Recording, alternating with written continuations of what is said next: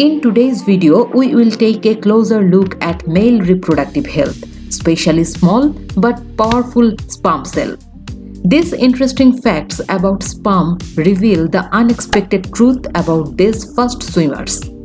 It also explains why knowing about sperm can help both plan and prevent pregnancies in a woman's fertility.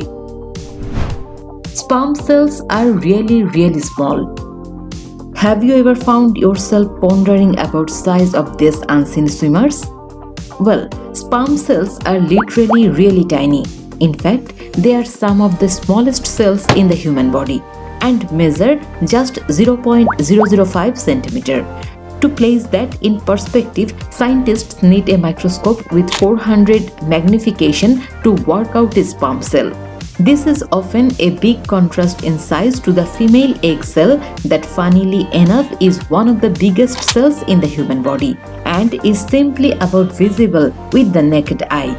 Well, they do say opposites attract. God bless you.